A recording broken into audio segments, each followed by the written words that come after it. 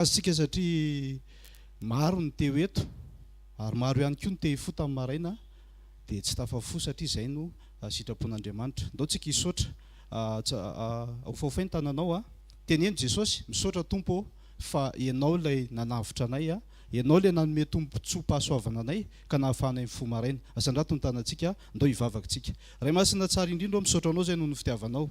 Misaotra fa maraim-baovao indray ity maraina mbola tsy hitanay kanefa hitondranao fahasoavana eo amin'ny fiainanay. Misaotra Tompo fa navahanao zay tonga soma tsara eto amin'ity toerana ity handray ny teninao indray. Tompo tsara indrindra amin'izao ora sy fotoana izao raha hiteny ny mpanomponao aoka tsisy afa-tsy avy aminao no hivoaka eto. Ho fantsona Tompo, meteza ianao anendry mivavaka ankehitriny fa nay masonao tario zahay handray ny teninao ihany koa. Avy fa nay masonao miasa mahery eto ianao mikasi ianao ny olona tsirairay avy ary naiza misy anay dia aza mahasaraka anay Tompo satria ianao le masina mandrakizay amin'ny anaran'i Jesosy misaotra raha eo. Amen. Afaka mahazo toerantsika tompoko. Ity am-piandohana dia ohatrany te hametraka fanontaniana zay fa izy ity apetrako aminahy foana rehefa le tonga eto zany izy ity tena ho antsika mpamonjy sekoly zany le fanontaniana dia ny angatahako aminao amaly any am-po any hoe raha izaho vokatrizay fanontaniana zay dia ahoana tokoa moa za aiza amin'ny positionako. Ohatrohatr'izao le fanontaniana hoe inona tokoa moa zany ny ahatongavantsika eto inona le antony, zay zany le fanontaniana mipetraka dia mamaly tsika tsirairay avy. Ny noko dia samy manana valiteniny daholo tsika tsirairay avy na ny eto na ny mijery direkta dia samy manana valiteniny fa ny valiteny iombonana matetika dia hoe mandeha makany zay mba ho eo amin'ny fanatrehan'Andriamanitra. Zay zany zao valiteny anankiray. Valiteny anankiray koa dia hoe nandeha ny totototo ianao satria misy zavatsarotra sarobahana eo amin'ny fiainanao dia any am-pitototono any ianao no naharefa misy sekoly famahana olana amin'ny voalohan'ny herinandro ary amin'ny soprette amin'ny superu riana faharoa dia tonga ianao manatrika an'ilay izy satria naharian'izay vaovao zay. Valiteny ihany koa zany fa ny valiteny ilain'ny Tompo ho anao androany zay mino fa iraisantsika rehetrarehetra dia hoe tonga eto ianao andray vetikanina ara-panahy. Misy ten'Andriamanitra omeny eto zany ny mijoro ety mitanany fanamafisam-peo moa zany dia fitaovana fotsiny fa ny fanahy masina ny tena mitarika. Ka androany zany aza manaiky ianao raha tsy mahazo vetikanina ara-panahy mivoaka amin'izao fotoana izao satria ilainao le izy, ilainao amin'ny fiainana andavanandro. Mialohan'ny hidirantsika lalina amin'ny fifamizarana tao androany dia misy point anankiroa reto tena tsiarotro mihitsy le izy dia za moa zany voatendry ho eto androany dia apetrako aminao koa dia zavatra satria nahasoa anaty point anankiroa izay ho resahako ity dia mino fa hahasoanareo koa rehefa raisinareo rehefa mandray an'le izy raiso amin'ny fanahy fa aza atao mandalo amin'ny sofina fotsiny. Ny point voalohany dia ohatrohatr'izao za zany nahatsapa tato ato fa tena sarobidy be mihitsy manatrika an'ity sekoly izay atrehantsika ity. Ny antony nisy fotoana ako volana vitsivitsy lasa zay tsy afaka namonjy sekoly nandritra ny 2 herinandro na 3 herinandro teo dia tany nahatsapa hoe aika ohatr'izao zany le tsy mamonjy sekoly dia zao ny zavatra mitranga nampianarin'ny fanahy masina ako hoe tena ilaina le mamonjy sekoly. Tany amin'le nalehako tany zavatra tsy nampozina le izy tsy programako mihitsy aloha. Raha izay faharoa olona akaiky no ny zavatra netraika taminy dia voatery ako ny assiste anazy. Dia zao ny zavatra mitranga le zavatra anatrehako tsy namonjeko sekoly aloha le izy mazava ho azy fa kay tondrahan'i Jesosy mba hampanaovana examen anahy. Ka eto zany miteny aminareo rehefa mamonjy sekoly eto ianao dia miomana hanao examen fa misy foana le izy tsy tantaran'le zavatra lava be fa amin'ny fotoana zay hipitsehan'ny fanahy dia mbola hijoroko vavolombelona le izy fa zao ny zavatra nitranga arak'izay niteneniko anareo zao nisy zavatra tampoka tsy tao anaty programma dia nandeha ny tena ny assiste olona akaiky anahy zany dia tao amin'le sehatra tao zay tsisy ifandraisany aminay mihitsy misy tovolahy anankiray zay demoniaka ka izy zany hoe tena maîtriser ny devolo mihitsy dia ny tena moa zany taloha zatra mpandehany amin'ny toby tamin'ny fotoanandro ny anatra dia tamin'izay fotoana izay be dia be mihitsy ny pratika hita zany le fihetsiky ny devoly ahafahanao mandray fepetraka hoe zao zany ny atao rehefa zao. Zay moa zany tena teoria fa ny zavatra hitako tamin'izay fotoana izay dia tsy mitovy mihitsy amin'ny efa hita hatramin'izay. Zany hoe ny amafy avy folo eny no le hita tamin'izany fotoana zany.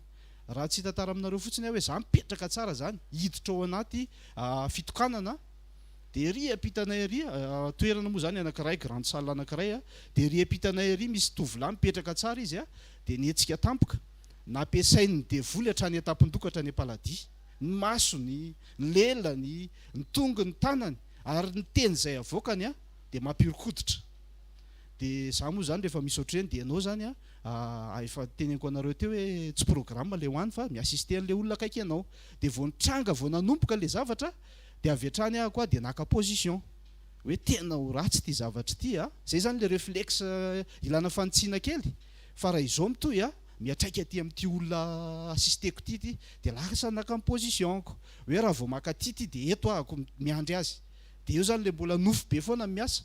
De teo ny fanahy masina nampatsiahana hoe lasa ianao miditra ianao afao io olona io, de lasa tokoa nanao fantsona ny tena, de nanao fantsona teo ny tena de nisorako an'Andriamanitra niasa Jesosy, niasa izy ay tena marina le teny hoe tsy maintsy mandresy Jesosy ary fahavalo efa resiny devoly. Ka eto zany te hisarika ny sain'ny mpanatrika sekoly mety be mihitsy ianao tonga eo ary arabaiko manokana ianao, arabaiko ianao tonga eto manatrika maka an'izay le vetikanina zay, maka vetikanina ianao entinao hiatrehana fiainana. Vita aloha ny examenko iny, raha mbola misy omen'ny tompo moa zany de hiteny foana hoe vonona fa alefaso fa te hitomboko ny tena. Fa nareo koa miomana amin'ny examen, tsy mampitahotra zany fa ny fiainana andavanandro Jesosy ny mahalala ny hitondrana anao, de misy fotoana ianao apetrehany examen. Zavatra tsikatro tao anatin'le fotoana tsy examen ihany le izy fa nampianatra anahy koa izy, satria rehefa nikitika ty any devoly nampanaoviny démonstration tao le raha namana de namme koa izy hoe zao ny stratégie anay. De amin'ny manaraka zany rehefa misy mitranga, fa za aloha mino fa tsy tena hoe atao habitude le izy fa Jesosy no miditra eo. Ianao zany tena fantsona, mino fa efa nahita tuyau daholo nareo, ohatreny fotsiny ny ataonao, de avelao izy ianao fihetsiketsehanao fa ny atao-po mahafantatra hoe Jesosy miaraka aminao. De rehefa makeny ambony ringa ianao aza miatehitra amin'ny tontondro sy ny daka sy ny hery, fa miantehera fanahy masina zay mitarika anao. Rehefa anao examen zany de zay mba sopapa kely omeko fa vita aloha iny de raha mbola misy ao izy amin'ny Jesosy de izy mahafantatra an'le izy. Point faharoa ty tena ho antsika mihitsy, hitanareo rehefa eto amin'ny sekoly ozy izy ahako mihinana vetikanina tsika, rehefa mihinana zany de matetika any amin'ny restaurant, de ty zany tena restaurant ny fiainam-panahintsika mihitsy ty sekoly ty. De ato anatin'le restaurant fiainam-panahy vetikanina hoanina, rehefa makany amin'ny restaurant zany aza mihinana ranondranony zany fa le vety no hoanina. De zao nefa ny zavatra mitranga ao anatin'le fotoana zay ahafahantsika miatrika sekoly de matetika misy karazan'olona anankitelo ao anatin'le izy. Tsika ireo zany zao mizara karazan'olona anankitelo, za eto tsy misible an'izaniza fa ny fahafantarako kely no lazaiko aminareo de samy mandiny tena fotsiny de hoe iza amin'ireo ahako. Rehefa ao anaty restaurant mihinana vetikanina zany de ohatrohatr'izao ny zavatra mitranga, misy karazan'olona anankiray tonga foana izy mamonjy sekoly, satria misy sekoly 3 andro ao anatin'ny herinandro ny antsika tonga tsy tapaka izy, ary tena faharesen-dahatra ao pony tsy maintsy makany amin'ny sekoly aloha anokatra ny tontolo androko zay vao manao ny andraikitra rehetrarehetra. Fa zao ny zavatra mitranga, alefa le vetikanina ary zavatra tsikaritra, tsy haiko aloha na tsikaritra nareo koa fa za na tsikaritra tao anatin'ny 2 semaines 3 semaines zay ohatra misy vetikanina miraradraraka ary tena miraraka mihitsy le tsy miraraka amin'ny tany akory fa midona any aminao de miankina amin'le karazan'olona telo zany ny andraisany an'le izy. Ka le karazan'olona voalohany ty mandeha le vetikanina de izy efa manam-pahazarana hoe tonga eo amin'ny sekoly, de miverimberina le terme ao anaty vetikanina de ozy izy hoe ary ohatran'izany foana le mandeha ato amin'ny sekoly de lasa fahazarana le izy, de mandalo fotsiny le vetikanina fa tsy tafiditra ao anatiny aza mba ho isan'izay olona zay fa misy fiatraikany le izy amin'ny fiainanao, satria le vetikanina hoaninao iny any anovana toetra ny teny ilavana an'le izy. Ka tsika zany rehefa tonga eto aza manao ohatra n'io le toetra io hoe izay indray le toetra ohatra na zay indray le fantsy, mety azo ovaina fantsy koa mantsy le izy rehefa tsy te heno anao, fa ny azo antoka zany aza makany amin'io karazan'olona io. Karazan'olona faharoa indray tonga tsy tapaka eto amin'ny sekoly koa izy fa rehefa mandeha le vetikanina reniny sofiny, tena reny mihitsy le izy hoe zany le vetikanina, de rehefa reniny sofiny le izy de hitany hoe tsy de miintéressé aminazy satria tsy mifanaraka amin'le zavatra andrasany. De rehefa mandeha amin'izay le vetikanina de ny azy ozy izy hoe non tsy alaiko zany fa ny anahy rononom-panahy ihany no tiako, de rononom-panahy zany no raisiny. Ka rehefa ela ela ianao eto amin'ny sekoly ka mihinana rononom-panahy dia matetika aloha ianao mitombo ianao a fa ny anaranao rehefa mitombo ao anaty rononom-panahy zaza maroro kara-panahy. Tsy dia tsara amintsika loatra le mijanona zaza manoro kara-panahy satria raha zaza maroro kara-panahy ny toerana misy atsika dia tsy tombo andasy lehilahy lehibe sy vehivavy lehibe amin'ny asa izay iandreketantsika eo anivon'ny fiainana andavanandro izay hitondrantsika ny fanahy masina miara-miasa amintsika. Mbola tsy mety koa zany ny karazana anankiray iny ka raha sendra zany misy mbola tratran'izay dia aleo le vetikanina ampangetaeta. Le karazan'olona fahatelo ary inoko fa zay daholo tsika rehetra. Ndao aloha hitehaka fa ohatran'ny vandravandra be nareo dia ya karazan'olona fahatelo dia ohatrohatr'izao le karazan'olona mino fa eto le izy io olona io zany tena mazoto mamonjy sekoly ary marary ny ainy rehefa tsy tonga eto amin'ny sekoly. Dia rehefa tonga eto izy dia avy hatrany raisiny le vetikanina. Tsy mandalo fotsiny io zany fa mampangetaeta azy fa zao kosa aloha mialohan'ny andraisanao an'le vetikanina tsy maintsy miomana ianao dia ny any an-trano omanina ny saina amam-panahy dia apetraka eo am-pelantanan'Andriamanitra amin'ny fotoana tonga amin'izay ianao. Rehefa tonga eto ianao dia mbola mila mangetaeta aiza le vetikanina Jesosy fa aty amin'ny restaurant izaho dia avy ianao zany dia manao an'izay etaetanao izay dia voarainao le vetikanina tsakotsakonao le izy apetraka ao am-po dia rehefa tonga ao am-ponao iny ao ny fanahy masina mamolavolanao. Volavolain'ny fanahy masina ianao dia hoentiny avy eo le teny izay voarainao ao anatin'le vetikanina izay voarainao tenin'Andriamanitra io hitondran'ny fanahy masina anao le tenin'Andriamanitra dia le teny iny amin'izay mahazaka anao. Voaingana kely ny ray aman-drenitsika ny nanazava an'izay hoe aoka tsika ho zakan'le teny, aoka tsika hoentin'le teny, fa ny fanohatra amin'izay dia hoe ianao no mitondra teny. Izany hoe raisinao ny baiboly vakianao ny teny eo amin'ny baiboly dia avy eo iny hoentinao misedra situation anankiray. Raha vao zay indray ny zavatra mitranga dia mitondra teny ianao zay. Ny zavatra tsikatra aloha rehefa hoentina le teny dia matetika mety mahomby ihany le izy. Mahomby satria mety mampiasa ositra ianao dia le ositra ampiasainao dia ny teny koa hoentinao. Dia raha vao zay ny zavatra mitranga dia matetika rehefa zatra mampiasa ositra ianao izy mpanompon'Andriamanitra zay dia lasa masositra satria tsy mitombo ianao fa lasa mijanona fotsiny eo amin'ilay zaza maroro kara-panahy. Ka ho anazy zany fijeriko raha misy olona anankiray mery mampiasa ositra mihoatra amin'ny fanotronana dia mbola zaza maroroka. Ka mba tsy izay tsika fa hiroso lalindalina kokoa fean'izay teboka anankiroa izay nakasika izay mino fa hakasika ianao koa dia manomboka izao aza mitsahatra mamonjy sekoly. Ary rehefa mamonjy sekoly dia aleo le vetikanina no hanina aza mihinana n'le rononom-panahy fa efa tsy izay intsony tsika fa mila miroso tsika eo amin'ny fanatrehan'Andriamanitra. Zay no ela fa andao tsika hiditra amin'izay ary hoe inona moa zany ny votoatin'ny fifampizarana izay horesahana androany dia nomena lohateny le izy lohateny fifampizarantsika androany zany dia hoe miatrika fiainana lavitry ny kisendrasendra. Miatrika fiainana lavitry ny kisendrasendra. Dia androany moa zany sekoly famahana olana no atrehantsika. Dia raha vao miteny olana tsika matetika dia miatra amin'ny aina le olana. Zany hoe ny aintsika mahalala fa misy le olana.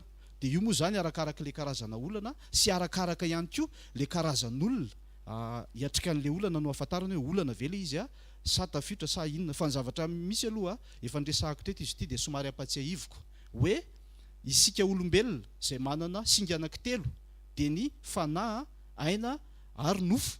Ireo singa anankitelo ireo zany rehefa mifandrivodrivotra eo dia zay le antsoina hoe fiainana. Ka miankina amin'le fifandrorotana, ny resultan'le fifandrorotana zany mahatonga anao hoe mandeha ara-panahy ianao sa mandeha ara-nofo. Azavaiko kely izy dia anaoko sarisary kely ahako. Aka sary an-tsaina kely zany tsika ilay antsoina hoe mizana. Misy an'le mizana misy vato mizana ireny. Fandanjana PPN izy, fandanjana siramamy misy ny ohatran'izany. Dia rehefa alaitsika le mizana iny dia andao andray sary an-tsaina hoe eo amin'ny akavia amin'le lela mizana apetrakitsika eo ny fanahy. Dia aty amin'ny akavanana apetrakitsika eo ny nofo.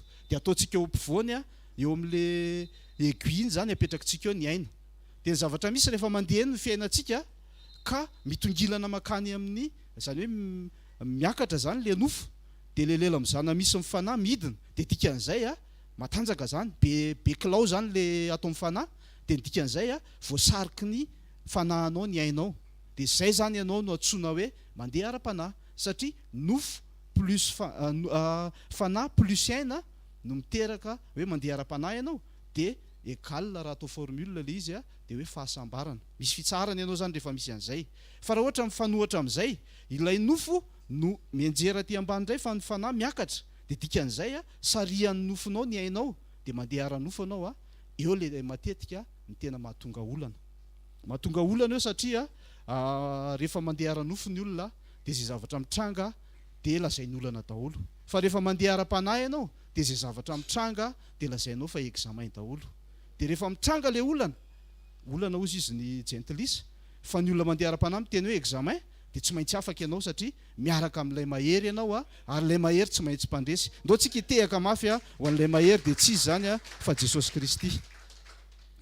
Dia hitantsika zany fa rehefa misy ny olana dia matetika ao amin'ny aina le izy, ka rehefa voatsabo ny aina dia mazava ho azy fa afaka ny olana. Dia zao ny zavatra nanamarika ana tamin'izaho nanomana an'ity fifampizarana androany ity. Rehefa nanoratra an'io lohateny io dia tavela kely teo, le nahatavela anahy zany sura fa fanahy masina ny nampianatra anahy an'le izy. Dia hozaraiko aminareo fa important be koa ity resaka anankiray ity satria fiainana andavanandro mihitsy no hitrangan'le zavatra. Ozy izy ato hoe ny lohatentsika hoe miatrika fiainana lavitry ny kisendrasendra, dia teo amin'le terme hoe kisendrasendra no nahatavela kely anahy. Dia ohatrohatr'izao ny zavatra mitranga rehefa nandinika an'io teny io tsika dia le hoe kisendrasendra teny raha malagasy zany resahana, raha hianatra malagasy kely tsika dia hoe fototeny izy io miveriny indroa dia misy kiateny ki. Dia rehefa ny zavatra zany nohatran'io hoe fototeny veriny indroa ka misy an'io kiateny ki io dia mila mailotsika satria mitondra makany amin'ny olana foana le izy ary matetika maharesy atsika. Andray ohatra tsika vetivety, ohatra tsika zao tamin'ny mbola kely nandalo fahazazana daholo tsika, nandalo fahazazana daholo fa tsy nisy hoe tonga dia olon-dehibe. Angamba ao amin'ny tantaran'ny baiboly anankiroa ihany tsy nandalo fahazazana, dia tsy izy zany fa i Adama sy Eva. Ary zay kay nahatonga ny Eva nahavita ny ainy mena rana, izy tsy nandalo fahazazana. Fa raha nandalo fahazazana izy dia sura aloha fa eny ny feon'ny Adama, dia vao niteny le mena rana dia lasa izy nitsoaka, dia niova mihitsy ny daonina. Fa ny zavatra nisy zany aloha tsika nandalo fahazazana. Dia rehefa mandalo fahazazana dia matetika tsika mijery an'le zavatra ataon'ny ray aman-dreny ao an-trano. Ohatra hoe mijery ny zavatra ataon'ny mamanao anao na neninao mikarakara tokantrano. Dia hoentinao iny rehefa avy eo rehefa ilalao ianao sy ny manodidina anao dia lasa makery atokotany. Eo daholo na lahy na vavy fa matetika vehivavy ny tena mpanao an'ity kilalao ity. Dia tsy inona zany fa le hoe kivarivary. Dia jerenareo tsara fa rehefa manao an'le kivarivary iny tsika tamin'ny mbola kely zany, dia tsika koa mandinika ny zanantsika sy ny zafikelyntsika, dia matetika dinety no ampiasaina fa tsy maintsy vovoka foana le vary. Zany hoe kisarisarin-javatra le atao zany. Zay le kisendrasendra, anisan'ny kisendrasendra. Le kivarivary vovoka no ampiasaina. Zaho aloha mbola tsy nahita ankizy kely hoe nampiasa vary. Tsy konikonina indray ny anarany raha vao mampiasa vary, fa raha vao kivarivary dia vovoka no ampiasaina eo ambonin'le dinety. Zay zany tamin'ny mbola kely tsika nanao an'izay. Dia rehefa miakatra somary le bebe indray tsika dia miova indray le izy, lasa kiresadresaka. Dia rehefa mitranga izay kiresadresaka izay, ny zavatra sura dia mifara mifanafitoonana le izy. Dia izaho moa tsy ampitsangatany hoe izy mbola tsy nanao kiresadresaka, fa aleo ajanona zany le izy fa tsy mahazo. Reo samy fototeny hialoavana ki foana na hoe kiateny. Dia manaraka indray rehefa somary mirosoroso le kiresadresaka dia lasa kifosafosa. Dia rehefa kifosafosa indray le izy dia matetika miafara amin'ny ady. Tsisy kifosafosa mijanona eo zany fa tonga any amin'ny ady iny rehefa avy eo dia ho ampitandremana antsika zany. Aleo faranako amin'le ohatra anankiray le izy dia tsy ho lava be dia hoe satria mandeha ny lera. Misy koa le antsoina hoe kisangisangy. Ny kisangisangy rehefa ataonao dia tsy maintsy miafara amin'ny ady le izy. Ka eto zany tsika dia entanina mafy ataoko mafy mihitsy le fanentanana ajanony le ki miampy fototeny anankiroa izay atao andavanandro. Dia ny kisendrasendra zany izy io mifanohatra amin'ny hoe finoana. Raha ohatra ianao miaina ao anaty kisendrasendra dia mbola miaina amin'ny fiainana gentlis, fa raha miaina ao anaty finoana kosa ianao dia mazava ho azy fa ny fanahy masina no mitarika anao. Andriamanitra dia nanome programma tsara ho antsika. Tsika rehetra ireo tsy misy izay tsy hananan'Andriamanitra programma tsara. Dikan'izay aleo lavitry ny kisendrasendra tsika. Manomboka androany raha tsy te hivoasara ny olana ianao dia aleo tsy miditra ao anaty kisendrasendra. Ny tenan'Andriamanitra fototra hitondrantsika ao anaty fotoana fohy ny fizaran'androany dia voasoratra izay lazain'i Jesosy eo amin'ny Luka toko 12 dia 9:12 ka hatramin'ny 12. Luka toko 12 9:12 ka hatramin'ny 12. Ao anatin'io zany tsika ny andray afatra indray ho amin'ity an'io ity mba hahafahantsika tsy hiaina ao anaty kisendrasendra. Hovakiko le izy amin'ny anaran'i Jesosy. Ary raha mitondra anareo ho any amin'ny sinagoga sy ny mpanapaka ary manam-pahefana izy dia aza manahy izay havalinareo na izay holazainareo. 12 fa ny fanahy masina no hampianatra anareo amin'izay amin'izany oro zany izay mety holazainareo. Ty tenin'Andriamanitra anankiray ty dia voalaza fa Jesosy mihitsy no miresaka aminazy. Izy zany ary nampiavaka an'ity scénario anankiray voalaza amin'ny Baiboly ty dia Jesosy izay nampianatra ireo mpianany tao anatina folina. Zany hoe nisy olona be dia be mifanitsa kitro teo fa nisady rese manokana tamin'ny mpianany Jesosy. Dia rehefa nisady rese manokana tamin'ny mpianany Jesosy nanao teny somary mahitsihitsy be. Raha io za miangavy anareo raha tianareo nitsehainao anaty kisendrasendra dia vakio amin'ny fanahy ny Luka 12. Fa androany zany noho ny fotoana dia le 9:12 sy 12 no raisitsika. Dia Jesosy zany tany amin'ny Luka 12:1 tena tonga izy dia miteny hoe mitandrema ozy izy. Mitandrema dia ao moa zany hitantsika mino fa azo aseho le izy hoe masirasira amin'ny fariseho, zay le mila tandremana. Zay le ao toy zanakely hoe azafady. Luka 12 fa tsy 12. Luka 12 dia ny 1. Io le tenin'Andriamanitra direkta be io jereo nareo le zavatra mitranga. Jesosy zany nahita folona be dia be, tena mifanitsakitro mihitsy le olona, betsaka le olona. Dia teo izy no niteny tamin'ny fariseho hoe mitandreminareo tamin'ny mpianany hoe mitandreminareo fa andreo azo masirasira amin'ny fariseho. Mafy zany fitenenana zany azo an-tsaina hoe tamin'io teny io tamin'ny Jesosy ny teny io sura fa nisy fariseho teo. Ary raha tsisy azy teo mety teo ny zanakanabaviny na ny zanadralahany dia tonga ny apotsofiny le resaka. Io resaka io nefa afatra napetraka Jesosy fa tsy mbola niatra tamin'ny mpianatra le izy. Satria raha ity le Luka 12:1 ka hatramin'ny 12 ty jerevantsika afatra napetraka Jesosy io tsy maintsy ho avy zay hoentiny nareo any amin'ny sinagoga dia rehefa tonga any nareo dia aza manahy. Dia nidikan'izay hafahafa kely le izy satria teo zany nahitako hoe Jesosy mahitsy ary ilaina koa manahaka an Jesosy tsika mahitsy fa araka ny tenin'ny pasteur Njiva teo hoe le fahitsiana arahana fitiavana dia mety io ao amin'ny tontolon'ny fanjakan'ny lanitra na ny fanjakan'Andriamanitra. Dia raha ity tenin'Andriamanitra iverina amin'ilay likotsika Luka 12 ka hatramin'ny 12 io voalazan'io liko zany rehefa mandinika anao dia misy terma vitsivitsy eo zany ilainao fantatritsika na hoe ho apatsahivina antsika dia rehefa avy eo hiditra amin'ny votoatintsika hoe inona mariny ary natao mba tsy hainao anaty kisendrasendra na hoe ho lavitry ny kisendrasendra. Io teny io dia mazava ho azy fa teny fananaran'i Jesosy le izy sady fampianarany le mpianatra na ny sakaizany. Dia ny zavatra misy voatononao le hoe sinagoga ny resahany dia namakafaka kely hoe inona moa zany le atao hoe sinagoga. Dia ny zavatra voaraiko dia hoe trano fiangonana izy io, fiangonana jiosy le izy saingy fombafomba mpivavahana nataony eo amin'ny sinagoga. Fa amin'ny fotoana misy olona anankiray mandika lalàna dia rehefa voadikany olona iny lalàna dia hoentiny eo amin'ny sinagoga izy ho tsaraina. Dia zay mahatonga an'ity tenin'Andriamanitra ity misy hoe misy mpanapaka ao. Zany hoe le mpanapaka zany lohan'ny sinagoga, le mpanapaka mpitandrina ny sinagoga, le mpanapaka no mitondra ny sinagoga. Dia zay zavatra rehetra mitranga ao dia izy no tompon'ny teny farany.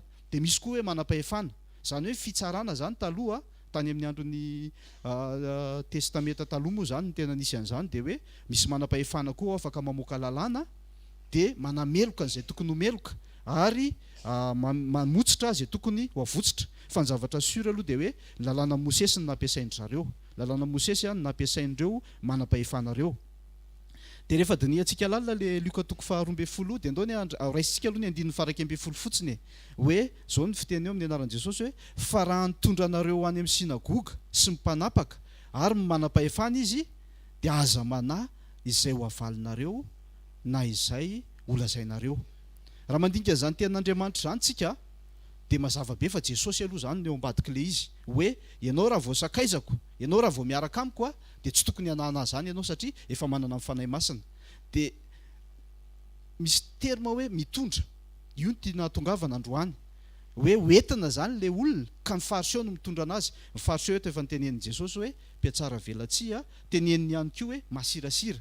Dikan'izay zany ny fariseho no natao hitondra ny namany any amin'izany sehatra zany, mitondra ny namana notsarana zany. Le mitondra koa mantsy rehefa dinihana azo adika hoe mitoroka na hoe miakuze, zay koa azo ilazana an'le hoe mitondra ary anisany koa le hoe manolotra, atolotry ny fariseho ny mpianatra Jesosy ho eo amin'ny mpanapaka na ho eo amin'ny manam-pahefana ahafahana mampiatra lalàna aminy. Dia eo amin'izay le manolotra zay no tiako resahana satria rehefa mandinika nareo eny amin'ny fiarahamonina dia lasa fomban'olona io le manolotra io. Manolotra olona ohatra misy olona anankiray manao faute dia entinao iny olona iny andeha hosaziana any amin'izay manam-pahefanana sazy anazy. Eto nefa nilazain'ny baiboly dia mifarisy eo mpanao an'izay. Ka ny hafatra tokony apetraka amintsika zany androany aleo tsy manolotolotr'olona, aleo tsy mitorotorok'olona, aleo tsy miakize olona, fa raha tsy maintsy ianao iakize olona vokatry ny nataony ianao dia any amin'i Jesosy izy atolotra fa tsy akuzena, atolotra. Jesosy no teneninao hoe mafy loatra ty manjoa aty Jesosy fa raha anona mba atolotra anao ka siony fony mamelany elony. Zay zany no tokony ho toetran'ny sakaizan'i Jesosy. Dia rehefa mpanao an'izay ianao sakaizan'i Jesosy ianao fa tsy fariseho. Fa raha vao mifanohatra amin'izay ny ataonao dia ianao le antsoina hoe kristianina mitondra toetrana fariseho. Tsy dia tsara zany tompoko dia aleo tsy andramantsika. Le manolotra raha tsy maintsy hanolotra ozy izy dia nilazain'ny baiboly aloha ny fantatro. Dia Paul nilazan'izy ity tao amin'ny Romanina 12:1 zao le vaky ny teny eo amin'ny anaran'i Jesosy ko amin'izany mangataka aminareo rahalahy, zany hoe tsika io resahana io. Rahalahy Paul mantsy tsika dia anabavin'i Paul rehefa vehivavy miaino eto, noho ny famindrapon'Andriamanitra mba hatolotrareo ny tenanareo ho fanatitra velona, masina, akasitrahan'Andriamanitra dia fanompom-panahy mety ho anareo zany. Raha hanolotra ihany ianao zany dia aleo ny tenanao ny atolotra fa aza manolotolotr'olona zany. Atoloro ny tenanao ho fanatitra velona. Dia za zany nanontany amin'ny fanahy masina mba hampianaro anazy zany fanatitra velona zany, fa Jesosy aloha fanatitra velona dia avy eo mivonondry rahalahy dia hitako hoe mafimafy le nanjoa anazy dia ho zakako ve zany. Dia rehefa nidinihana tao amin'ny fanahy iteny io, jereo nareo le ry amin'ny farany ary dia fanompom-panahy mety ataonareo zany. Dia hay le pratikan'le fanatitra velona fanompom-panahy dia ohatrohatra ninona le atao hoe fanompom-panahy. Raha ny dictionnaire baiboly aloha jerevana dia fanompom-pivavahana ny ilazany azy eo. Fa rehefa nitarity ny fanahy masina dia nahita hoe rehefa omenao lanja ny fanahy ao anatinao, andresy ny ainao dia mandeha ara-panahy ianao. Dia rehefa mandeha ara-panahy ianao dia mahazo aina ny fanahy masina. Mirotsaka amin'izay ny révélation avy any amin'i Jesosy hoentin'ny fanahy masina dia iny révélation iny no avoakanao ety ivelany zay ianao le hoe mitondra ny toetran'Andriamanitra. Ka ny olona mamoaka ny toetran'Andriamanitra zany dia anisany manao fanompom-panahy. Ka eto zany tsika raha hanolotena dia aleo manolotena amin'ny alalan'ny fanompom-panahy. Avy alao hijanona le fanoloran'olona fa andry zareo fariseho zany. Fariseho amin'izao mbola misy fa miova fotsiny paoziny fa tsy le taloha be le tamin'ny fotoan'androny.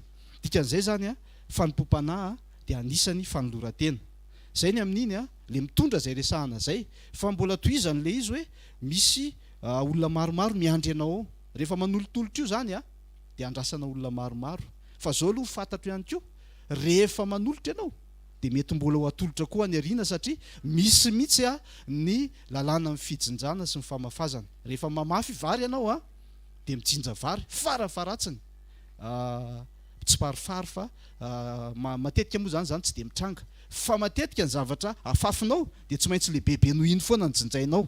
Raha tsy zany tsy hamafy ianao dia ataovy amin'izay mihitsy le fiainantsika hoe andaontsika tsy hanolotr'olona fa andao hanolotra ny tenantsika mba hanao fanompom-panahy ahafahan'i Jesosy makasitraka antsika amin'ny andro izay tsy maintsy hiaonantsika aminy sy indrindra efa lazainombenimbeny zay le mahatonga le vetikanina be dia be mirotsaka eto. Lazaina foana hoe fa akaiky ny farany, efa ho avy Jesosy andao homanina le izy andao hanao fanompom-panahy, andao tsika tsy hiaina mikisendrasendra fa raha vao miaina mikisendrasendra dia tojo olana ianao fa tsy tojo examen. Dia hojerevantsika kely indray le Luka 12 dia ny 12 indray no hojerevantsika aloha fa misy afatra tiany Jesosy homenantsika koa androany mahakasika an'io. Zao lazaina eo amin'ny anaran'i Jesosy hoe fa ny fanahy masina ozy izy no mampianatra anareo ny amin'ny ora amin'izany ora zany izay mety ho lazainareo. Araka ny teneniko teo rehefa manao fanompom-panahy ianao dia mazava ho azy aloha zany fa tsy haina mikisendrasendra ianao satria finoana no ampiasainao. Dia ny zavatra manahirana araka le resakitsika hoe nisy karazan'olona telo tary aloha dia le olona anankiroa voalohany ao amin'ny fanahy masina satria olona efa nandray an'i Jesosy izy, fa ny sofiny no badenina dia tsy mahazo an'ilay vetikanina. Kanefa ny olona mahazo vetikanina ihany no afaka iresahan'ny fanahy masina. Fanahy masina zany Andriamanitra izy be fitiavana fa matotra be koa izy amin'ny fomba fandeha. Raha vao misy zavatra miseho passé tsy mijery mifihetsika eo izy fa mifonoana jerevany. mety amin'le tiany Andriamanitra tongavana ve le izy. Sitrapon'Andriamanitra ve le zavatra ataonao. Dia rehefa sitrapon'Andriamanitra le zavatra ataonao dia miaraka aminao mifanahy masina. Dia rehefa miaraka aminao izy dia io zavatra tenenin' Jesosy io no mitranga hoe aza manana inona na inona fa ndana fotsiny, ndana. Dia rehefa mandeha ianao dia mifanahy masina mampiteny ianao. Fanahy masina no milaza an'le zavatra. Jerentsika tsara fa i Paoly, ny apôstôly Paoly, tao anatin'ny asa fanompony tsy nahitan'i Jesosy izy aloha. Izy zany tsy mba mitovy andry Petera hoe teny foana dia ahoana ny fomba fiakanjon'i Jesosy dia rehefa taitra Jesosy dia ahoana ny tokony ataony fa za koa mba ho taitra oatra azy. Satria hoe zay ngamba le manahaka anazy. Tsy zay Paoly. Fa Paoly tany amin'le party adversa mihitsy, tany no natsoiny Jesosy dia izy no anisany nilaza fa ianao zany raha vao mifanahy masina no mitondra anao. Ianao raha vao mifanahy masina mitondra anao dia tsy maintsy ambarana eo am-bavanao ny teny. Ary zay no nahatonga amin'ny Paoly na vita nanoratra be dia be tao amin'ny epistily. Satria pitsia mifanahy masina izy dia napasiny taty amintsika koa zay. Dia ho antsika zany raha tena mihinana vetikanina foana tsika eto amin'ny fanatrehan'Andriamanitra eto amin'ny sekoly dia tokony misy mitombo zany mitombo lanja ara-panahy, mijoro tsara ary indrindra ampiteneniny fanahy masina. Fa teto aloha zany dia efa nambaran'i Jesosy io tsy vita tamin'ny apôstôly io resaka io fa mitoy aty amintsika. Sa misy tsy sakaizan'i Jesosy eto?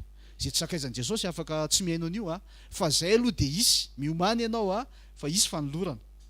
Le fahasoa le manolotra eo ary velan'i Jesosy hitranga le izy mba hanaovanao examen.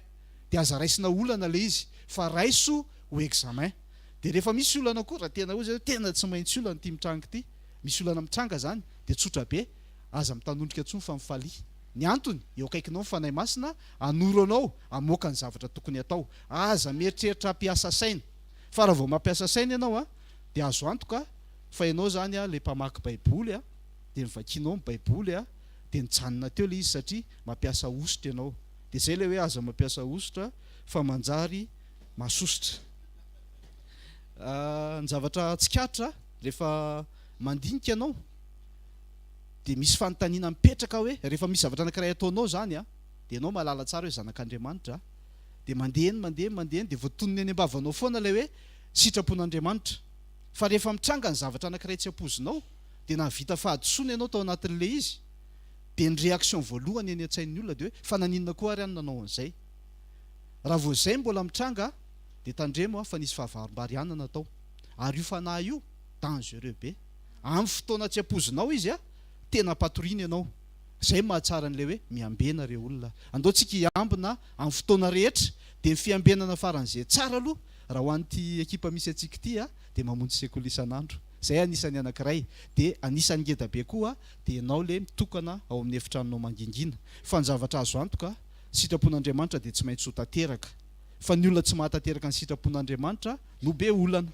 Dia nangataka teny tamin'ny fanahy masina hoe mba homeo teny fanahy masina hoe ahoana tokoa moa zany sitraponao mba ho anaovanay pratika satria ho ampiteneninao dia mba homeo dia meny tokoa. Isaia 43:21 io no meny anahako.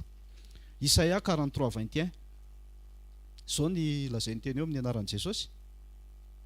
Izao olona noforoniko zao no manambara ny fiderana. Io zany le izy efa haitsika tsy anjero io tenin'Andriamanitra io. Dia rehefa azontsika io dia tonga dia zao no tonga ao am-pontsika hoe deran'Andriamanitra dia alefaso ary muzika dia andao hitsinjaka zay foana le izy. Fa jereo tsara ny tenin'Andriamanitra tsika noforoniny dia manambara ozy izy. Zany hoe rehefa manambara ianao miteny amin'ny vava ampiasao ny vavanao ho an'ny fanambarana.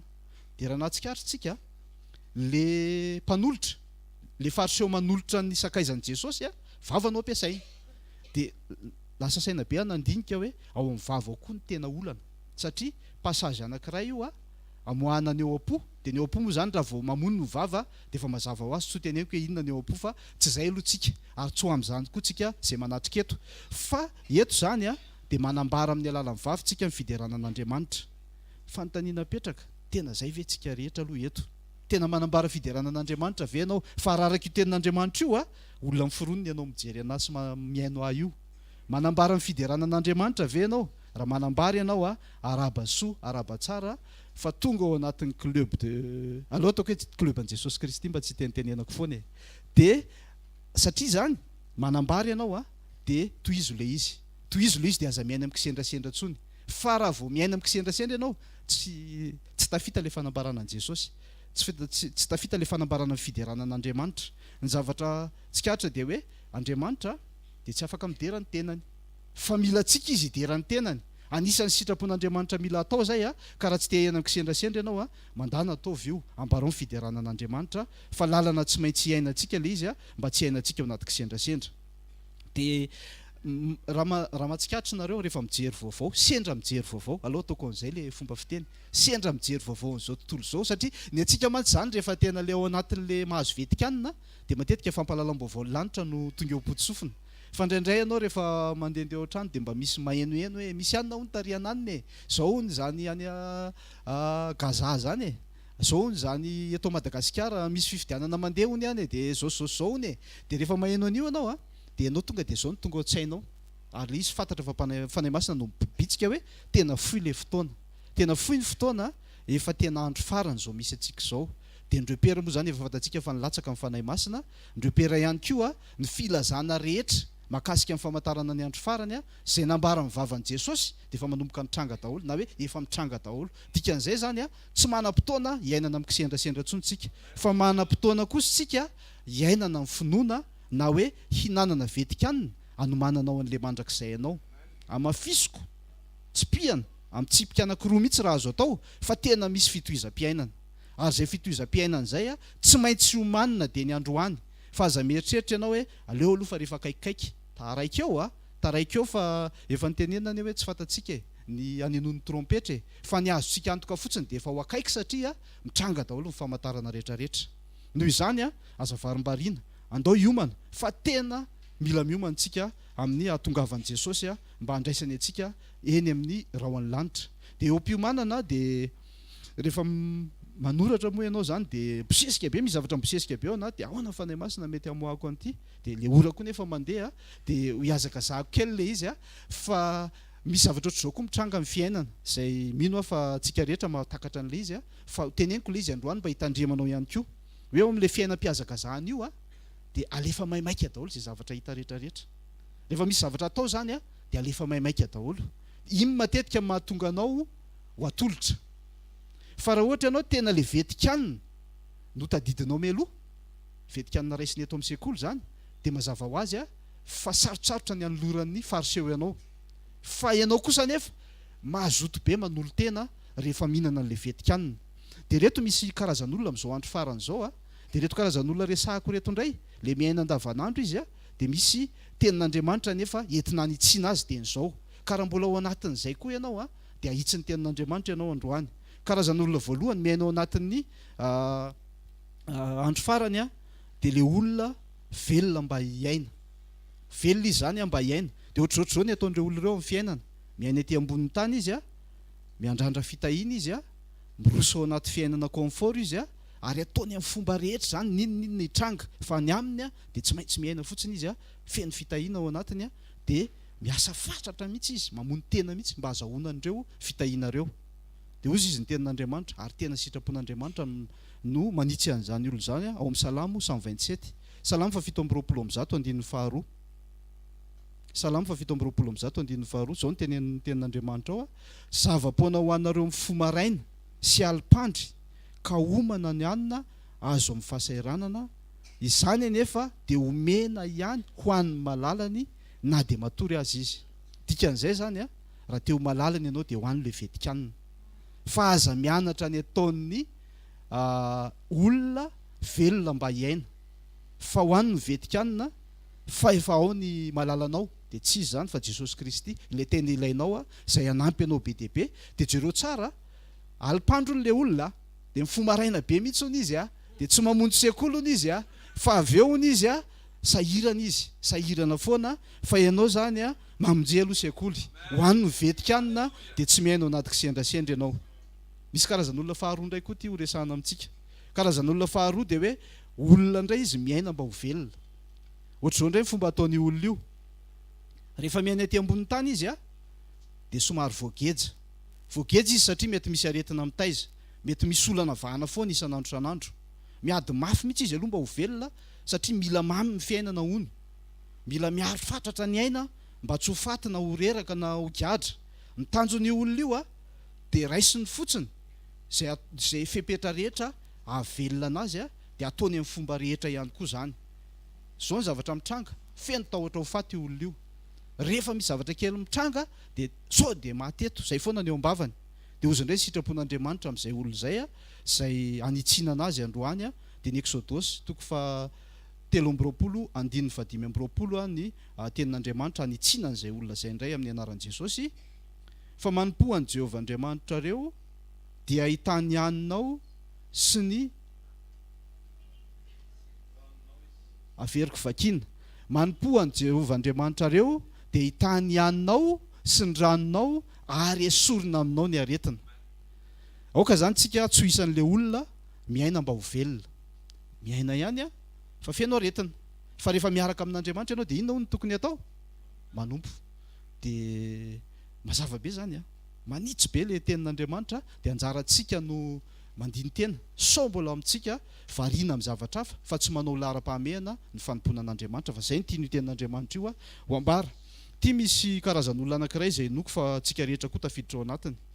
Olona indray izy no velomina mba hamita antom-pisiana. Zay olona izay zany ny tena ilain'i Jesosy ary zay ny tadiavin'i Jesosy mba hanao sitrapony.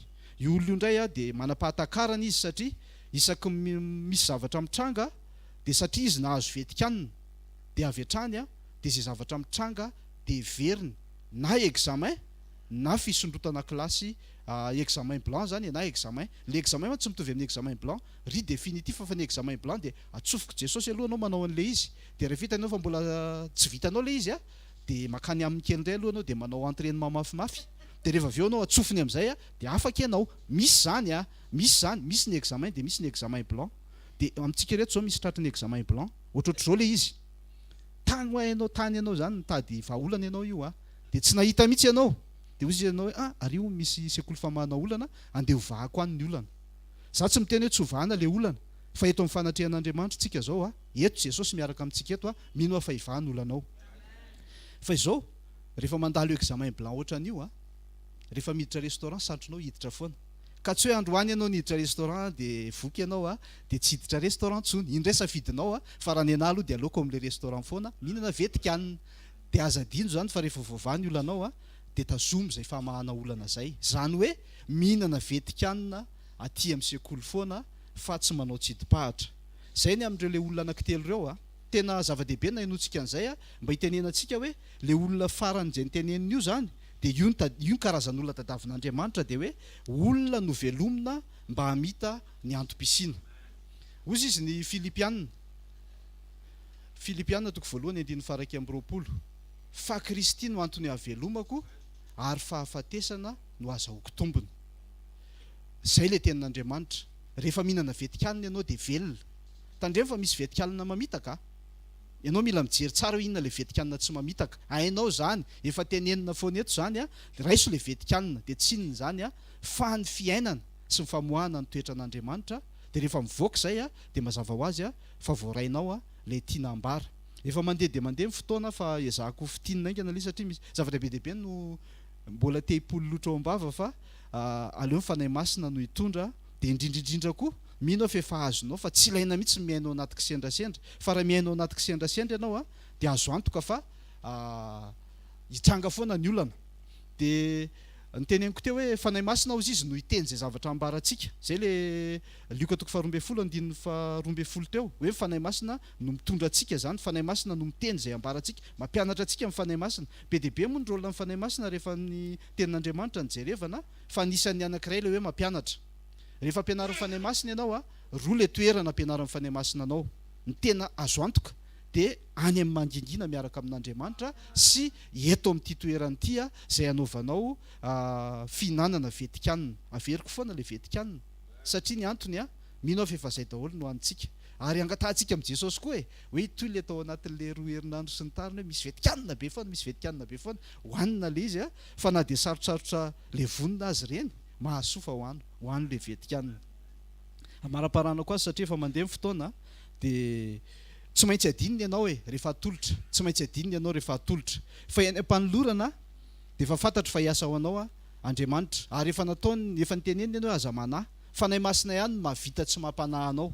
Rehefa mahazo aina ny fanahy masina ao anatinao tsy manahy ianao ary mijoro vavolombelona koa izy satria anisan'ny rôle amin'ny fanahy masina mampianatra mijoro vavolombelona mpanampy ihany koa izy zay le antsoina hoe parakleto pampahery ny fanahy masina pampionina ny fanahy masina ary indrindrindrindra le misolo vava tena hain'ny fanahy masina ao amin'ny marika toko 7:10 ao izy ity koa tenin'i Jesosy jerenareo tsara ne le teniny mitovitovy amin'le Luka toko 12 ihany le izy fa somary nivelabelariny vakiko amin'ny anaran'i Jesosy marika 13:11 koa raha mitondra anareo hatolotra izy dia aza manahy raha teo izay holazainareo fa izay teny omena anareo amin'izany oro zany no holazainareo ty le toyany fa tsy anareo no miteny fa ny fanahy masina ny tena mila mampangetahetatsika zany zao dia hoe ahoana ny fomba ahafahanao ampiteny ny fanahy masina zao ny zavatra misy raha le olona mpanolotra aloha dia tsy miteny ny fanahy masina raha le olona tsy ampy vetikanina koa dia tsy miteny ny fanahy masina fa feno vetikanina ao anatinao vetikanina ara-panaly tiako tenenina feno vetikanina ara-panaly ao anatinao dia avelao ny fanahy masina anambara fa tsy maintsy anambara izy avelao ny fanahy masina iteny fa any le sitrapon'Andriamanitra ny olona eo ambany fitarihan'ny fanahy masina ihany no lazaina fa mpandresy rehefa miatrika ady raha kisendrasendra zany no iainanao andavanandro dia tsy possible ianao andresy fa sur ianao fa resy ao amin'ny fanahy masina misy ny tena mety dia ao amin'i Jesosy misy ny tena marina andaotsika nifantoka amin'izay amin'ny alalan'ny fanatrehan'Andriamanitra zany hoe rehefa eo amin'ny fanatrehan'Andriamanitra tsika dia tsy possible ianao tratran'izay le hoe lasa kisendrasendra ny fiainanao fa tena levina le vetikanina zao mantsy ny mahatonga iteny an'izany ny fanahy masina amin'ny maha-Andriamanitra anazy izy no solotenan'Andriamanitra ety ambonin'ny tany napetraka tao anatintsika izy fa misy fepetra kosa nefa tsy maintsy tsy ataontsika fepetra tsy maintsy tsy atao mba ahafahan'ny fanahy masina mahazo aina omeko atsika le point anankitelo dia farany ty fotoana ity tonga dia tenin'Andriamanitra vakitsika Efesiana toko 4:17 amin'ny anaran'i Jesosy aza mampalahelo ny fanahy masin'Andriamanitra izay nanasiana tombo-kase anareo ho amin'ny andro fanavotana ny tena tsy mety zany dia manao izay mampalahelo ny fanahy masina raha izay no ahitsy dia hoe aza miaina mikisendrasendra dia tsy malahelo ny fanahy masina zay anankiray tenin'Andriamanitra faharoa zay tsy tokony ataontsika koa manjara antsika tsy hanao an'le zavatra mampalahelo ny fanahy masina na hoe tsy tian'ny fanahy masina dia Efesiana toko 5:17 Efesiana 5:18 amin'ny anaran'i Jesosy ary aza ho mamidivay anareo fa amin'izany dia misy fanaranam-po amin'ny ratsy dia aoka ho fianoana amin'ny fanahy anareo ny olona mpisotrosotro zany na inona fa rehefa mety alcool dia aza manantena ho fian'ny fanahy masina ary reny olona ireny matetika rehefa misotrosotro tsy maintsy lasa any amin'ny kisendrasendra ka androany raha tsy tianao no any amin'ny kisendrasendra aza matikena maso zany fa ny sisteman'ny lanitra tsy tia compromis rehefa tsy mety dia tsy mety aoka ajanona ny alcool satria tsy mampety anao iny ary tsy vetikaniny ireny ranony ireny ary rano mampianjera dikan'izay zany tsy ilain'ny fanahy masina ireny fa ty anankiray ity mba tiako aletika nareo anatin'ny fo mihitsy ty tenin'Andriamanitra anankiray ity tiany Jesosy moa zany fa tsy ny tiako satria zany eto fitaovana fotsiny fa Jesosy ny tena miteny tiany Jesosy aletika ao anatin'ny fotsika ty teny anankiray ity ary aza manandran-kandrana fa any amin'ny fahaverezana raha vao manandran-kandrana Luka 10:10 tadidio zay hoe Luka 10:10 mora tadidy kely le izy aloha tsy atao izy zany fa dangereux be raha vao io ny atao Luka toko 10:10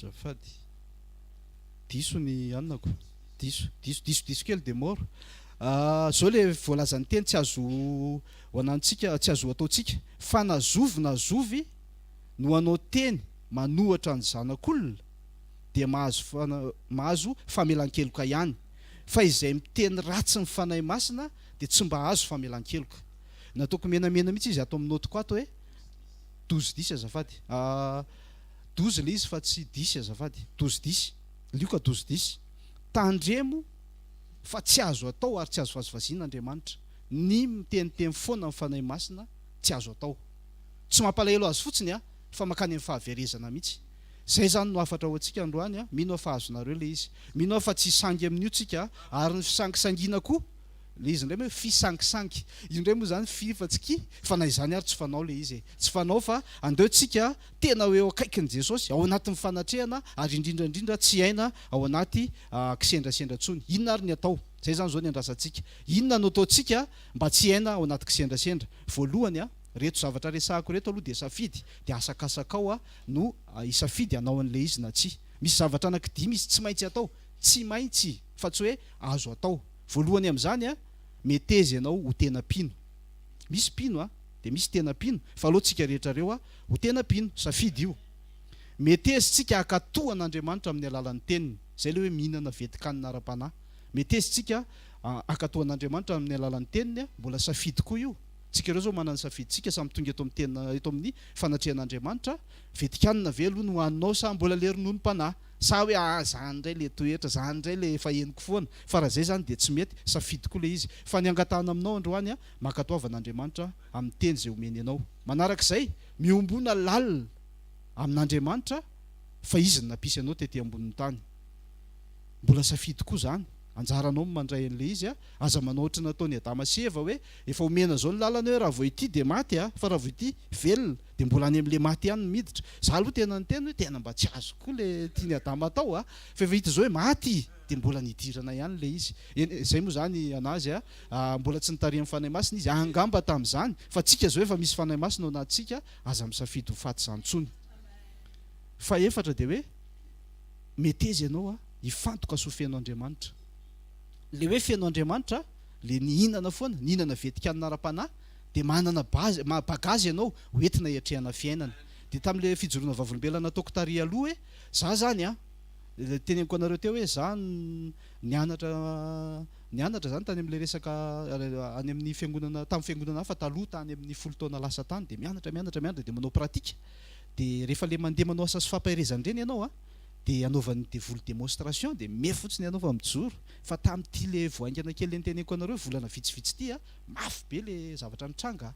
Tena démonstration hatramin'ny lela, ny maso, ny nifiny, hatramin'ny liona, ny rany ary nanaovan'ny démonstration daholo, nanaovan'le devoly tamin'le olona zany. Dia ny zavatra misy raha vao tsy fenao Andriamanitra ianao tsy afaka miatrika an'le izy. Zay aloha sura satria tena ianao mihitsy ay zany le jerevanareo fa lavidavitra kely le toerana nisy asy nisy an'le olona fa natonony mihitsy ahako. Dia rehefa hita amin'ny fanahy masina amin'izay fa nanantony izy dia mibitsika tamiko izy ndany ianao dia alefaso toero, dia nitoeriko isaoran'Andriamanitra fa tena Jesosy ny tao ambadik'le izy. Fa dia rehefa avy eo moa zany dia nitokana dia niteny hoe Jesosy inona le zavatra naseho anao anahy, dia hozy izy hoe examen anao le izy dia mianatra koa ianao ny taktikany. Ary misy eto Madagasikara misy taktikana fanahy ratsy hafa indray ny fomba fisehoan'ny zareo, fa mafy be le zavatra hatrangany, fa ny ataonao kalma fotsiny, tsy mila mikiropaka. Ianao io fanahy masina minana vetikanina, point. Ireo zany le atao. Fean'izay rehetrarehetra zay fotoana zao ahafahantsika maneho fa eo am-pelatanan'Andriamanitra tsika dia tsy ho ringana, satria tsy mahalala ihany ny ringana. Nampahalalana nareo zay androany fa tsy mila miaina ny fiainana kisendrasendra, aza miditra amin'izany. Fa raha vao miditra amin'izany ianao dia tia tenin'ny Joba tia voasoratra amin'ny Joba no mitranga. Joba 5:20-5:20. Joba 5:20 andininy 5:20. Nanontany tena hoe misy ohatr'izao ao anaty baiboly, aloha ataontsika hoe baiboly. Fa maika hozy izy fa izay vetaveta sy tena ratsy dia izay olona misotro heloka toy ny rano. Alaivo sary an-tsainany izany zavatra mitranga izany. Fa ny olona miainao anaty kisendrasendra io no miandry azy, misotro heloka toy ny rano. Raha vao mangatety ianao zany alefa le heloka, tsy tsika anie zany, tsy tsika zany fa tsika eo am-pelatanan'Andriamanitra, tsika miaraka amin'Andriamanitra ary ny fanahy masina ny loha laharana mitondra antsika amin'izay tokony hitondrana antsika. Zay ny fifampizarana izay omena antsika androany. Misaotra anareo na andrehan'izay teny izay ary mino fa raisinareo le izy dia ho raisinareo vetikanina entinareo hamakivaky fiainana. Ndao tsika hitsangana hitsangantsika hivavaka ametraka eo am-pelatanan'Andriamanitra ny olana rehetra, sao sendra mbola misy olana ndao havadika examen le izy dia ho atrehantsika le examen afaka izany olana izany amin'ny anaran'i Jesosy. Asandrato ny tananao dia ndao tsika hivavaka. Ray masina tsara indrindra ao misaotra anao zay ny fitiavanao. Masina ianao ry mandrakizay, masina ianao ry tsara indrindra, masina ianao ary tena apetraka amin'ny toerana feno voninahitra ianao, averina any aminao voninahitra. Ray masina tsara indrindra tsapanay tokoa amin'ny anaran'i Jesosy fa tena mamangy anay ianao ary mino fa ny olona rehetra izay nandre teto dia naharay an'izay teninao zay ary eto ano iteny satria ianao no nampaniraka iteny aho hoe amin'ny anaran'i Jesosy mivavy avokoa ny olana rehetrarehetra, miala avokoa ireo olana izay miantsady amin'ny mpanompon'Andriamanitra. Tsy ilana olana amin'ny mpanompon'Andriamanitra fa ilaina kosa ny examen. Izay rehetra tsy maintsy hanatrika examen Jesosy dia mangataka mba hoenao niaraka aminy eo, hanolotsaina azy amin'ny alalan'ny fanahy masina atao anatinay. Ndreto ny mpanomponao andeha ho any amin'ny fiarahamonina indray, raha sendra misy examen Jesosy dia tsy maintsy afaka izay. Ary indrindrindrindra raha misy koa ny examen blanc dia vao maika izay afaka, satria tsy maintsy hiatrika examen izay eto amin'ity tany fandalovana ity. Tompo aza vela hainao anaty kisendrasendra ny vahoaka anao ary mangataka izay mba hainao rery ihany no iteny dia ho renay, fa ny ankoatran'izay dia tsy ho renay. Misaotra Jesosy misaotra noho ny fitiavanao, misaotra noho ny fotoana androany ho tsakotsakonay ny teninao ho atelinay ny teninao ary manomboka androany dia ho zaka ny teny izay andeha hanatanteraka ny sitraponao satria izay ny antom-pisianay. Amin'ny anaran'i Jesosy Kristy Tompo misaotra raha eo, amen. Tia tanantsika amin'izany tenin'Andriamanitra izany dia mangataka ny mpanompon'Andriamanitra. Alléluia. Mahazo toerana vetivety ary tonga dia vetikanina be vao maraina tsy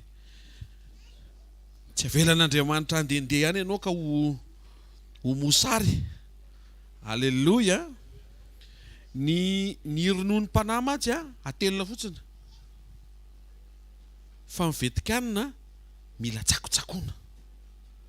Raha vao ny teny zany tonga dia amanina ronono izy izay, fa mivetikanina mandeha ny journée dia ohatran'ny mbola mananina le izy ianao, ohatran'ny mbola miraikidraikitra ao amin'ny vava tsy mety telina, ventina izy izay. Alléluia. Ary ny fandraisantsika ny vetikanina eo amin'ny toerana izaran'Andriamanitra ny teniny dia ahatonga anao tsy aina ao anaty kisendrasendra. Ny kisendrasendra mantsy tsy voafehanao, nefa ny fanapa-kevitra raisinao voafehanao.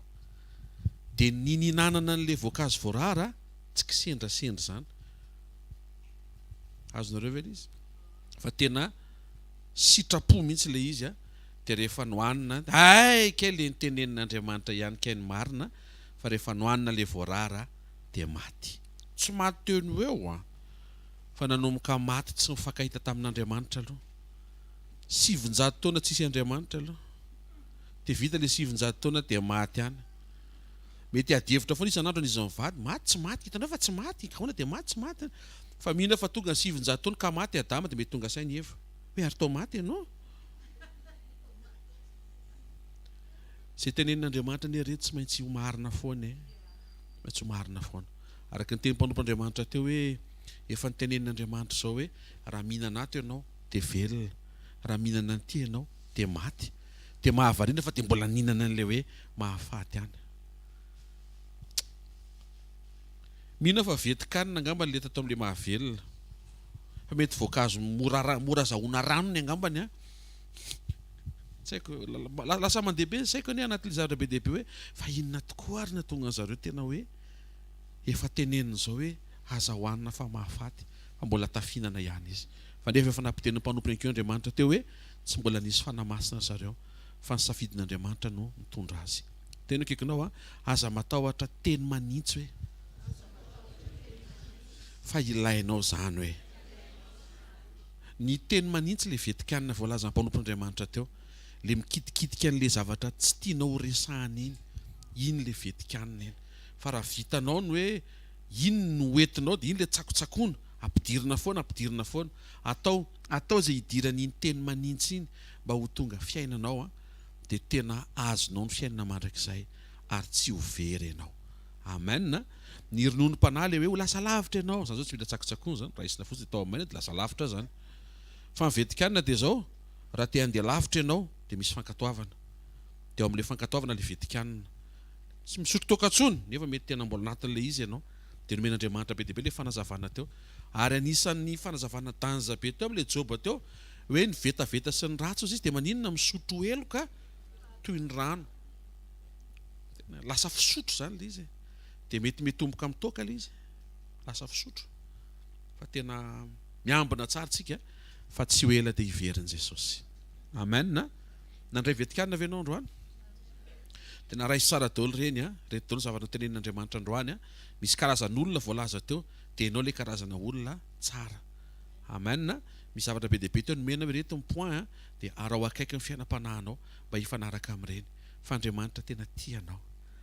Rehefa mavesatra manjao anao dia malahelo izy, nefa tsy afa manoatra izy efa miteny izy ny amin'izay tokony hiovana, fa raha vao tsy mandray fanapa-kevitra isika eo amin'ilay fiovana dia lasa ohatry ndraiky sendrasendra foana ny fiainantsika. Nefa tokony ho précis satria Andriamanitra ny teny zaho izy manana fihevitra, manana projet Andriamanitra fa tsy kisendrasendra ny fiainanao sy ny hoavinao, tsy kisendrasendra ny mandrakizay anao. Ao amin'ny fankatoavantsika ny tenin'Andriamanitra no mandrakizay fa assuré. Teny akaikinao misokatra io lalana io milamina io zavatra eo aza matahotra ianao io fa Andriamanitra mahay mamaha olana fa ho vao tsara fotsiny toetranao mba azo hain'Andriamanitra amen. Ndraindraytsika ohatry ny hoe tavela eo amin'ilay problema mavesatra fa sokafo lavidavitra koa hoe inona ny mety zavatra fomba fiatrentsika fiainana mahatonga an'ilay problema lasa mavesatra. Ndraindray araka le voalaza teo hoe mamonjy sekolitsika satria misy problema, valy problema tsy hitantsontsika. Tsy problema ne le andehanantsika eto fa mangeta hitan'Andriamanitra tsika. Dia manasa antsika foana farapisy dia efa hitandray tsika amin'ny sekoly fanasitranana, larobia sekoly fitahim-panahy sy fanambiana toetra. Zoma hariva trampokon'olona sabotsy maraina fandraisana fanasan'ny tompo. Ny mahafinaritra eto tsy session le izy, misy ny séminaire naovantsika session, fa tsy session le izy hoe manomboka androany dia tapitra amin'ny larobia. Fa ty sekoly ty nanomboka tamin'ny voatongo Jesosy ary mifarina rehefa hiveriny Jesosy. Amen. Dia tsika hitsangana risaotra ny tompo ao fontanao dia mankasitrahany fonao manontolo fa isan'izay nitarihany ianao tonga soa teto amin'ity toerana ity ary nandre ny teny fahamarinany. Niterin'Andriamanitra ianao hoe tsy mety io fiainanao io raha ao anatina kisendrasendra zavatra tsy voakontrolenao no mitranga sy miseho. Apetrao amin'Andriamanitra amin'ny fankatoavana fanekeny ho tarihan'ny fanahy araka ny tenjana apetraka Andriamanitra teny ambavampanompo mangataha amin'Andriamanitra ianao mba tsy hitsoaka teny vetikanina, tsy handositra teny mpantsiny, tsy hankahala izay mety ho teny manangana sy manamboatra ny ao anatinao. Le teny ohatry mitaky fiovany reny le vetikana dia mangataha amin'i Jesosy mba ho akaiky an'izany fantsiny izany ho fonao, tsy handafantsina fa tena anaiky satria fantatrao fa izay lalana ny fiadanana ahatonga anao ho any amin'ny mandrakizay. Misaotra ray amin'ny anaran'i Jesosy Kristy avy Nazareta ny amin'ny sarobidiny sekoly maraina ampianarana ho anay. Misaotra fa tsy sitraka ao izay hiaina anatina kisendrasendra, tianao izay hiaina ao anatina finoana avy amin'izay teneninao. Mangataka hatrany izay mifanampiana avy aminao ny alalan'ny fanahymasina atao anatinay, ianaranay mba ho tarihanao amin'ny zavatra tokony atao, amin'ny zavatra tokony ho tenenina, mba tsy ho atolotra izay tompo eo anatrehan'ny fariseo, fa ho mpianatra mahafantatra ny tokony atao, ahitany fandresena avy aminao, mba tsy ho kisendrasendra ny fahasalamana fa araka ny teny hoe manompo an'i Jehovahandriamanitra dia hoesorana ny aretina ao ambadiky ny fankatoavana manery tena hanompo anao no hanesoranao ny aretina sy hitehirizanao ny fahasalamana eo amin'ny fiainanay. Tsarovy izay rehetra tonga eto andro maraina, tsy le manjoa azy fotsiny tompo fa le fiovana tianao hiainanay. Raha makivaky ny herinandro vaovao zay dia apetraka eo am-pelantananao tokoa izany ianao anie Jesosy ny elo lalana ameno anay ary hanampy anay amin'ny atsipriany amin'ny anaran'i Jesosy Kristy avy Nazareta.